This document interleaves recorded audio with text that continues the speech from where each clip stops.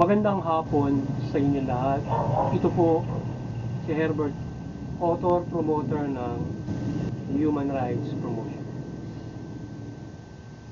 Ang boses ng Human Rights Promotion sa malayang demokrasyang ito, kakibat ang ating pananalig sa ating banal na Panginoon Diyos, banal na Panginoon sa Kristo at gabayan ng kalingwan ng Kalimutan ng Santa Maria, mula sa isyong ating nakalap at pagbabantay sa mabuting pamamahala, patas ng justisya at karapatang pantao.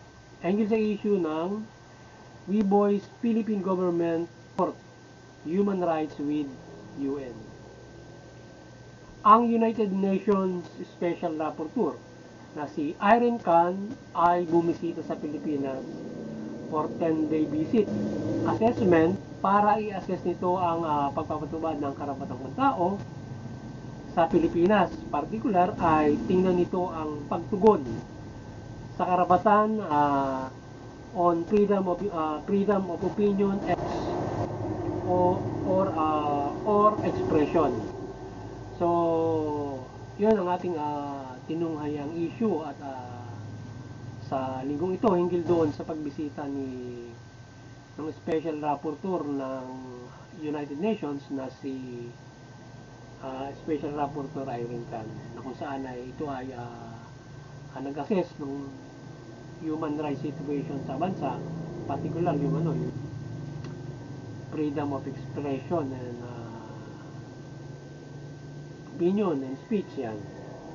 At ayon sa kanya, nangangailangan pa ang Pilipinas na unlad ng karapatang pantao at nagbigay siya ng ilang mga rekomendasyon para sa pagpapairal at pagpapatupad ng karapatang pantao sa bansa, kagaya ng pagkakaroon ng batas para protektahan yung mga human rights defenders at particularly ng tagging issues.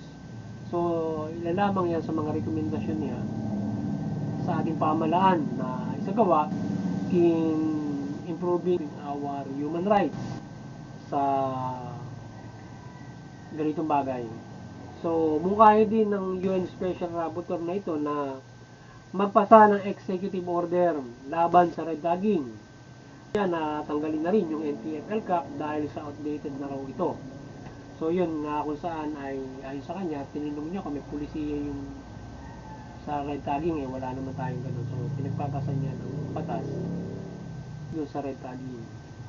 So malaki din umano ang improvement ng human rights status sa Marcos administration compared to last administration o Duterte administrations. Subalit kailangan pa itong pag-ibayuhin na Marcos administration ayon kay Special Rapporteur Irene Khan. Ngayon, ang human rights promotions ay maring sumusuporta sa mabuting pamamahala, patas ng justisya at karapatang pantao. At issue nito ng kita ng UN Special Rapporteur na si Irene Khan para i-assess nito ang karapatang pantao sa bansa at pagbibigay ito ng rekomendasyon na pag-ibayuhin pa ang human rights sa bansa basa ng mga batas para sa nasabing mga usapin at ay ating mariing sinusuportahan ito. At hinihikayat din natin ng taong bayan ng mga Pilipino, lahat ng sektor na suportahan itong UN itong ating pag-abide sa United Nations ng human rights, no? Particular itong recommendations nitong ating UN Special Rapporteur upang ang ating pamahalaan at bansa ay patuloy na tugunin at paunlarin ang karapatang pantao upang makapamuhay bawat Pilipino according to human rights. So yun, kailangan suportahan natin yung UN on human rights implementations na kanyang tinitingnan assess yung bawat mga bansa kung ito ay sumusunod o generally suportahan natin yung pagpapairal ng karapatang pantao upang makapamuhay tayo according to rights kasi yan yung basic na dapat nating tamasahin o dapat tayo ay nakabase o nakabase sa human rights yung ating pamumuhay at yung ating pamahalaan ay naka-human rights based yung kanyang implementation. Ibig sabihin, tinutugon niya pangunahin yan para sa sambayan ng Pilipino in implementing good governance. Halimbawa, nais niya na magkaroon ng mahusay na pamumuhala in politics, economy, social, civil. So yung diyan yung ating karapatang pantao ay tutulong yung ating pamahalaan kung paano siya mamahala in o kung ano ang government in politics, economics, yan, mga bagay. So yan, halimbawa sa civil, social, yung freedom of speech and expression. So yan ay mga karapatan na dapat nating tamasahin na hindi tayo dapat sikil sa ating pagsasaboses o pagbibigay ng pahayag sa ating lipunan na nangaayon siyempre sa batas at hindi rin natin nilalabag yung karapatan ng iba kung tayo ay magsasaboses yan. So, ang UN at ang Pilipinas at lahat ng bansa ay dapat na pagpaiting ng karapatang pantao upang lahat ay mamuhay ayon dito. Ang balangkas ito ay makabubuti sa kalagayan ng mamamayan at maging pagpapatupad ng pamahalaan. So, yun. Kaya, yung ating bansa ay dapat ay may pag-isa sa UN at paisa sa pagpapalakas ng UN in human rights implementation at maging yung iba't ibang mga bansa. Dapat makiisa sila ng pagpapatupad ng human rights. Kagaya nung pinatutupad ngayon na yung goal ng 2030, SDG, Sustainable Development Goal ng 2030, nakabase sa human rights yan. So dapat suportahan natin yan para everybody lives according to human rights. Yun yung maganda. Wala na pag-iiwanan ni sabi ng United Nations. So yung freedom of speech and expressions ay dapat paularin at hindi sikilin ng mga kapamahalaan, lalo na may internet communications na tayo and publication in modern day na nagamit for freedom of speech and expression. So yun, dapat hindi na yung ating freedom of speech hindi dapat nasisikil nila.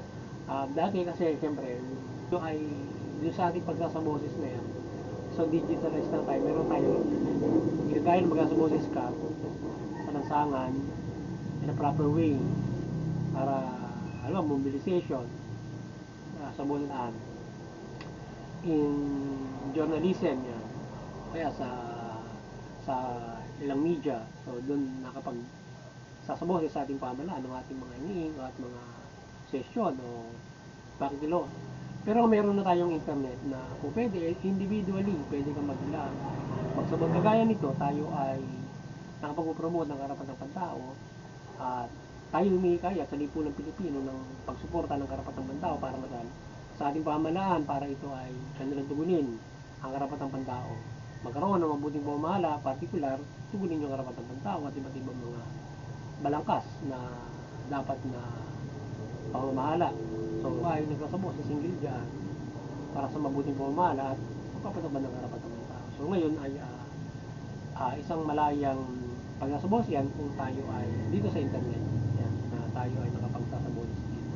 So isang mahalaga yung ating kalayaan sa pagsasabos sapagkat tayo ay nakapagpaparating sa ating pamahalaan sa lipunan nung ating mga kaisipan, kakayanan na pag-isip, makapag-express ng ating nais na pagbabago, mabuting pamamahala nila at pagpapayaran ng karapatan ng tao. So marami ang iba't ibang mga layunin, perspectives to voice in our country, in our society, in our government, yung mga nagpa-participate o nakapagsasabunin sa vlog. So yun. At iba't ibang mga syempre pakikisalamuha, communication with others in internet. Kasi kung tayo ay hindi dyan, kagayong ikaw may social media, kapag kasikil ka dyan, mahihirapan ka na may dinumero yung pagsa-social media mo kapag yung freedom of speech ay sinisikil ng isang pamahalaan, madiktador ang isang pamahalaan or ito ay mayroong mabigat na political na pagpapatubad. So yun. So ang ating pamahalaan ay dapat protektahan ang mga nasusulong ng mga malayang pamamayan at pagkakarapatang pantao at pagpapalaganap nito upang hindi ito masamantala ng Estado at government forces na abusuhin sa pagtatanggol ng karapatan, lalo na may abuso sa pamahalaan na lumalabag nito. So yun. Yung ating pamahalaan, mayroong protection niya, may balangkas, kagaya nga yung sinasabi ni ni nung, nung special rapporteur ng UN, si Irene Khan, na dapat mayroong mga batas para dyan red tagging. Yan, at yung batas para doon sa journalist at sa human rights defender. So, kapag halimbawa, ikaw, o kaya, iba't ibang pag nasa boses mo sa freedom of speech na pag tayo ay nasa boses sa gobyerno, lalo kung mayroong umaabuso, siyempre nasa boses ka laban din sa umaabuso at nais mo na pamamahala. So ngayon yun ay kapag yung isang pamahalaan ay hindi sinisikil yung karapatan mo, may hirapang yan. Halimbawa, lalo na doon sa internet. Or magmo-mobilize ka sa isang area, halimbawa kung ikaw ay sa Metro Manila, kung magsasabuses ka sa gobyerno, usually, Mindiola, di ba? Sasaboses yung mga tao na nagmo-mobilize. So mga ganun yung sinasabi ng freedom of expression and assembly. Tapos magsasaboses ka. Sa ngayon ay pwedeng sama-sama tayo ay boses sa internet, yan, sa social media. At ito ay maganda yung pagsasaboses dahil sa ito ay malawak at sakop. Yung sinasaboses mo sa pamahalaan natin na nababasa, naririnig, mga nakaririnig sa social media na mayroong ganung siga doon, may ganung problema doon sa bansa nila. So maganda bagay na amo sa ibang bansa at nakakadala ng panawagan yan to our international community. Session yan regarding kung mayroon tayong sama-sama pagkakaboses in the internet para dyan. So sa issue ng red tagging at pag-abolish ng TFL-CAC ay ang ating boses dito ay sinusuportahan natin na magpasa ng batas na protahan ang sino man laban doon sa red tagging. So sinusuportahan natin yon kasi mayroong ginagawa yung ating pamahalaan, particular NTF, regarding doon sa red tagging. So, tapos kung ano nung ginagawa nila, no, profile ng tao, sa tingin nila ay ito ay link doon sa CPP and PNP. So yung NTF-ELCAC, iyon ay opisina ng ating pamahalaan laban doon sa communist rebel. Ang layunin noon ay matanggal yung communist rebel sa bansa, o ito ay mapasuko, ito ay mawala yung rebellion sa bansa ng communist rebel. So yun yung layunin nun. Kaya lang ang ginagawa nila, mayroong pinal sila na nag-red tagging. At yun ay hindi maganda. Lalo na walang policy dyan na ano ba yung at lalo doon sa pagpapatupad ng para sa kanilang opisina, hindi dapat ganun mo i-after yung kung sino pag-iinala mo. Kasi meron tayong legal process kung paano ka magbibintang, di ba? At kung paano may after yung rebel, meron tayong IHL, Human Rights, in aftering them. So yun ang sinusunod. At iba't ibang mga batas kung paano ka magbibintang sa isang particular tao. Nagbibintang ka muna involved, di ba? Red tagging, gano'n. So kung tutuusin yung red tagging, kung ikaw ay pinagbibintang, sinasabihan ka na gano'n, lalo pinoprofile ka, di ba? Ano yun? Libelo, libel, at iba't ibang mga kaso. So, yun ay dapat merong mahusay na polarize yung batas niya kung ano ang dapat na gawin doon sa ganong klase na kapag yung gobyerno namintang ng ganon, niretak yung tao. Pinalabas mo, NPA siya o membro niya ng NPA, CBP and PNDF, mga ganon yung red tagging eh. So ngayon, siyempre, ikaw ay napapariwara yung buhay mo, napapahiya ka, nalalagay sa alanganin. At usually, yung iba, kapag na-red tag ka, mababalitaan mo, ini-JK na, diba? Or yung iba naman ay tinatrump up charges ng gobyerno. Kasi dalawa yung nangyayari dyan na mabigat ang ginagawa ng gobyerno. Kapag hindi nila ini-JK yung ibang red tag nila, tinatrump up charges nila, lifetime imprisonment. Tataniman nila baka ng mga pampasabog. So, lifetime imprisonment yung pagpasabog kapag nataniman ka ng explosives. So, mabibigat na kaso ang ibabalat sa iyo para makulong ka. So, yun ang mabigat doon kapag may ng mga klase na mga na inaabuso yung mga napag-iingalaan nila ng mga ganyan. So, kaya dapat may policy dyan. So, ito ay grabing pagbibintang at paninirampuri na inaabuso ng mga abuso sa pamahalaan ng ang red tagging, particular itong dating officers ng mga NTF-ELCAC laban sa mga nire-red tag dito. So, yung di ba, nabalitaan natin yung mga dating officer. ano yan eh, amin ng ano yun, parang binirdi ka na nung ano yun eh, nung ombudsman yata yun sa Ligang Bayan, doon sa Red Tagging. So parang ewan ko, magaan lang ang pinataw na kaso dun sa mga yun, pero sila ay nakinaya na mali yung ano na paglilitang na yan, yung Red Tagging. So yun sana, isuportahan natin yun, yung pagkakaroon ng policy batas para sa Red Tagging, para hindi protektado yung mamamayan, mga pagbibintang, ililingkad, delikado yun, di ba? Dahil sa, siyempre, alam mo no, yung naglalaban, nagkakaroon ng mga ganong klase ng mga bagay-bagay, lalo na pag pinag-iinitan, di ba? So yun ang pinaka-worst. Hindi ka lang basta napapaano sa tao, napapasama ka sa lipunan, na membro ka ng gano'n, kundi yung worst na ikaw ay ma-EDK or i-trump up charges ka ng, may mga maraming gano'n. So gano'n din yung ginagawa nyo sa journalist, mga human rights defender o yung mga nakapagasa mo sa pamalan na kanilang nililing nila sa ganong klase mo na halimbawa hindi nila yung tao na nagasa boses ngayon nililing nila or even do kahit nga yung noong nakaraan kahit nga mambabatas na nililing pa nila, di ba, nasa gobyerno na yun, kaya lalo na yung pangkaraniwang tao kawawa yung mga representative na mga yun, alam mo, kabayan, mga ganun. Nililit nila dati yun nung panahon ni Pangulong Duterte. So, di ba? Ay kung pangkaraniwan ka. So, doon naman sa NTF-ELCAC, itong NTF ay pag-aralang mabuti ang functions nito kung ito ay nakatutulong talaga sa pagharap sa insurgency against communist rebel at nakatutulong sila sa peace process. Hindi basta hikayatin ito ang buong bansa sa communist rebels at bigyan sila ng lubos ng PNP at ANP na yung TFL kasi parang political ano nila yan na hinikayat yung buong pamalaan, lipunan ng Pilipino against communist rebel and then support government laban sa kanila. So may program sila di may nalubos yung total captain nila konting suko. So na kundi suporta ng pag-resolve nito at nang mapayapa dahil hindi nila may aalis ang ugat ng digmaan na dapat resolbahin kagaya ng malapidal na lipunan at malaunan niya at burokrasya na pinamumunuan ng mga hindi patas na mga kapitalista yun. So hindi dapat pag-aralang mabuti ng ating pamahalaan yung NTF-ELCAC kung ito dapat niyang i-abolish or not, kung ito ay may nagtutulong talaga para yung communist rebel ay talagang sila ay ma-abolish ang nasa maayos na pamamaraan at hindi yung nagkakaroon ng nagtaging mga sobrang pang-abuso doon sa mga napagbibintangan lamang ng mga communist rebel, mga sibilyan, maging mga journalist pa. Tapos aside from didigmay ng lubos yung mga armado, tapos pag hindi sumuko.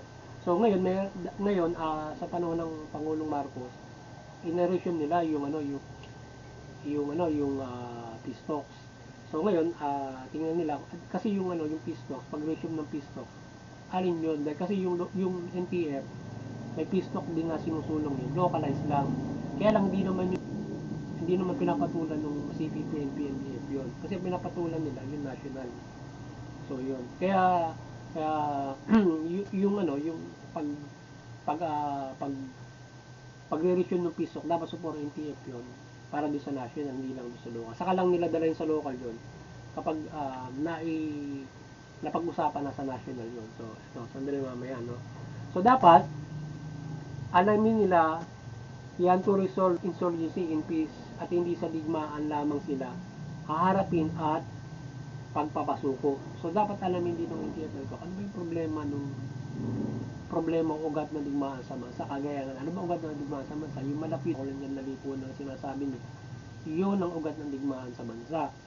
Kasi yun ang inaangal-angal nila. Yung ating lipunan daw malapidan.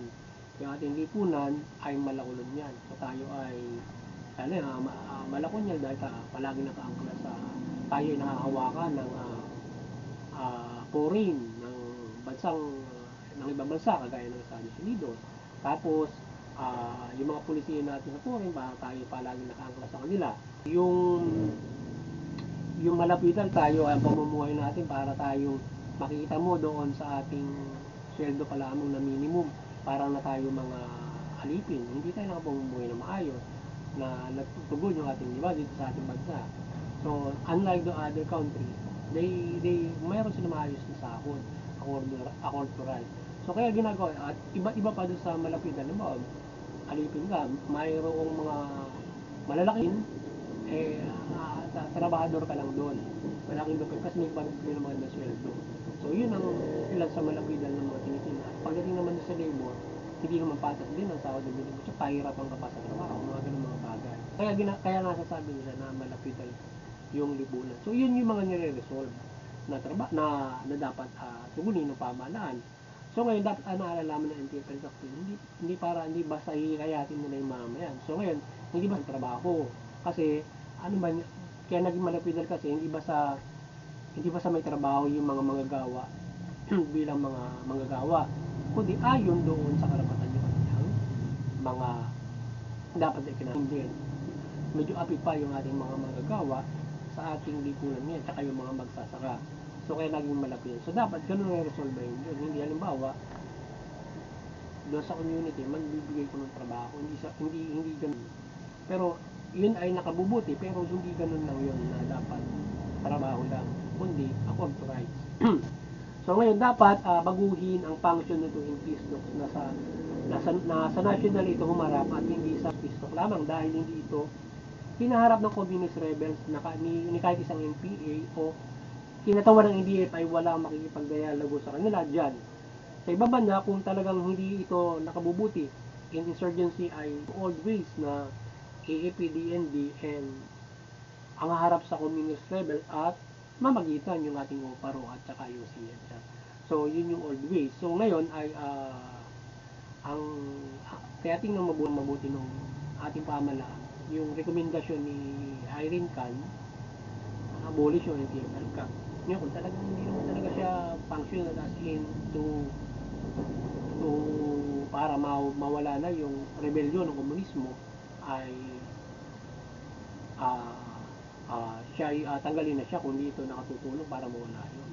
Kasi nga, halimbawa, kagaya na ng localized peace. Ngayon, kung susuportahan nila yung localized peace in national, then down to local, so sa tingin natin, ay ang ating suggestion nga dyan ay kapag nag-uusap na doon sa national peace talks, ay saka ibaba doon sa local peace talks sa mga napag-usapan to enhance and confirm the violence na napag-usapan doon sa national peace talks.